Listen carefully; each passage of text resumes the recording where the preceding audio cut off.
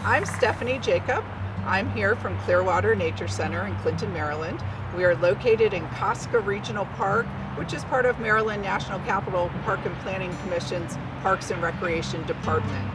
I am here today to show you some of our ambassador birds that live at the Nature Center. We have 8 birds of prey that live there and are on display, and I have brought 3 of them with me today to show to you up close.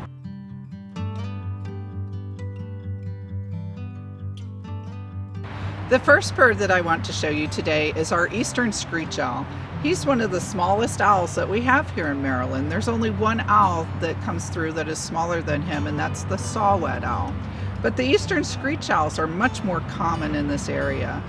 They can be either this gray color, or they also come in a red phase. So you may see one out in the wild that is reddish brown or cinnamon colored.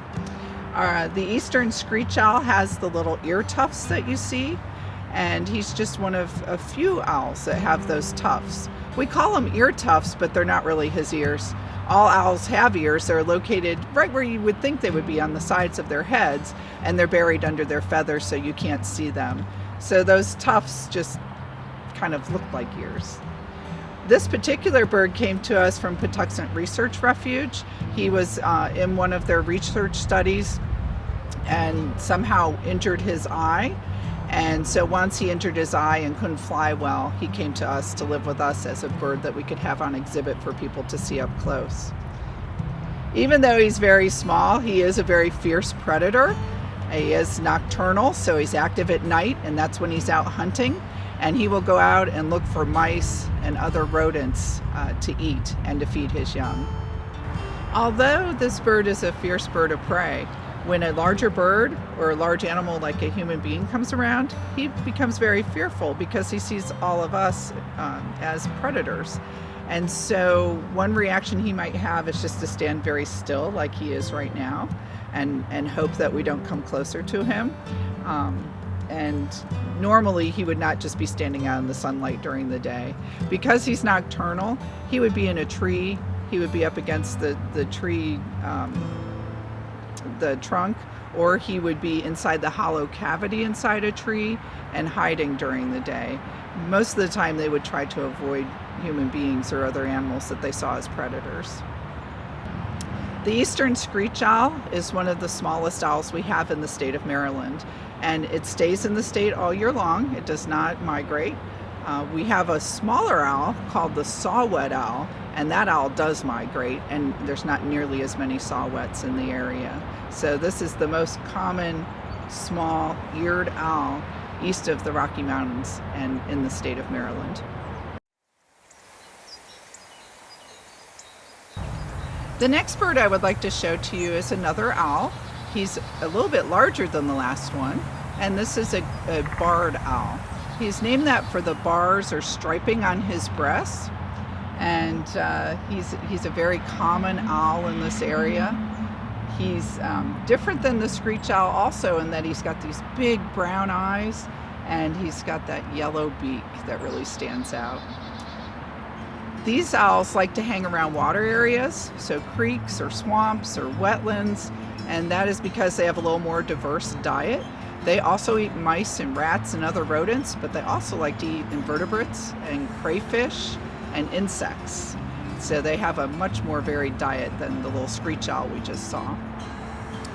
The barred owl also nests in like the hollow tops of trees. So they will be in an area where you have old enough trees where there's some dead trees that are cut off at the top and have a hollow cavity that they can get down into to build their nest and to raise their young.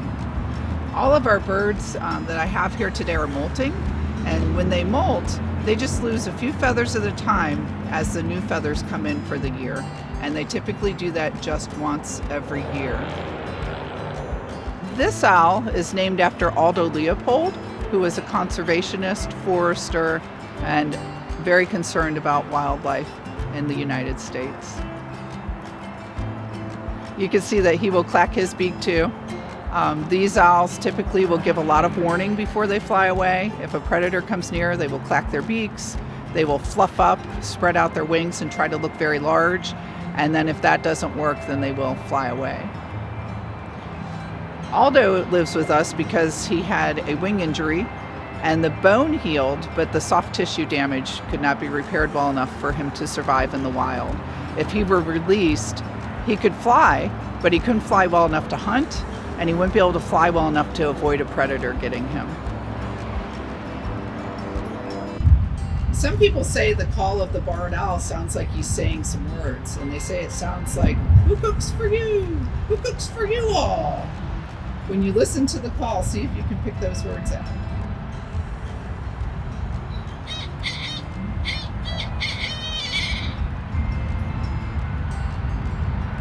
And here's a duet of a couple owls calling back and forth.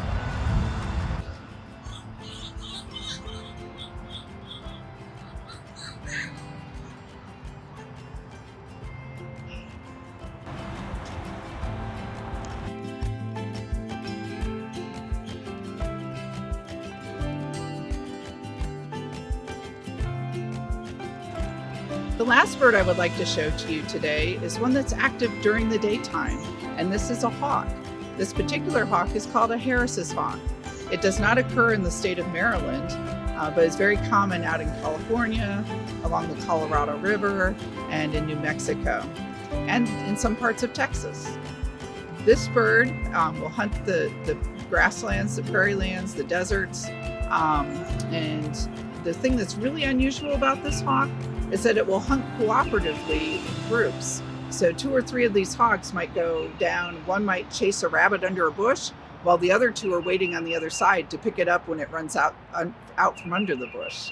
So it's a really unusual thing. Most birds of prey will hunt by themselves and not share their food like that.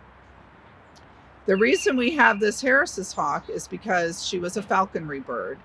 And falconers really like to use these birds because they have that social behavior. Some of the birds will almost take on their falconer as like their partner, like they're hunting with another Harris's hawk. And so they do very well as a falconry bird. You might be asking yourself, what is falconry? Falconry is when a person trains a bird to go out and hunt and bring that prey back with them to their falconer. So this bird also has a varied diet. She will eat rodents, mice, rats, but also rabbits, and a little bit larger prey than what the eastern screech owl or the barred owl that you saw today would eat.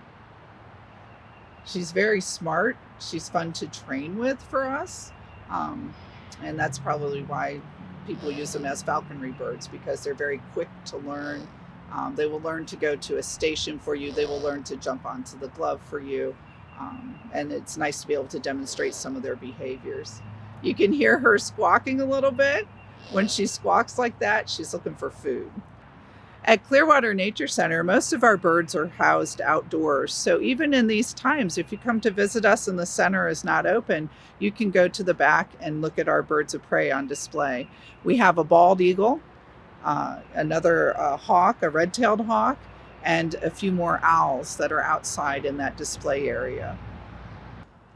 Now that you've seen some owls and a hawk today, it would be nice to talk a little bit about how they're different. Although they're both birds of prey, they're both hunters, they both have sharp beaks and sharp talons, there are some differences. The one big difference is that owls are active at night and hawks are active during the daylight hours, and that's when they hunt. Another difference is in their wings and their feathers. The hawk's wings and feathers are shaped so that they can fly fast. So they might be a little bit louder than the owls, but they can fly really fast to go after their prey. The owl's wing shape and feathers is built to be silent so that they can fly quiet and so they can sneak up on their prey. So they're just a different design and how those feathers are put together. They have fringed edges versus the sharp edges of the hawks. Another difference between the hawks and the owls is their eyes. Owls have much larger eyes, and if our eyes were as big as an owl's eyes, they'd be the size of tennis balls. So that would be the ratio to the size of our head to the size of the eyes. They would be that big. Another thing is that the owl's eyes are tubular, And so you've probably noticed before how an owl can turn its head all the way to the back. It can turn its head about 270 degrees. And that's because it doesn't have peripheral vision. It can't see out the side of its eye like we can. It has to actually turn its head to see to the side or to see behind it. In a couple weeks, we're hoping to reopen Clearwater Nature Center, and we hope that you'll be able to come to Clinton, Maryland, and to visit us. If you do decide to visit us, you do need to make a free reservation online at pgparks.com. Thank you for watching our little short bit of the presentation today with our owls and our hawk from Clearwater Nature Center. I want to thank the town of Leonardtown for inviting us to come and join in this Earth Day celebration. It's something that we have participated in years, and we're really looking forward to getting back in person hopefully next year. Thanks again.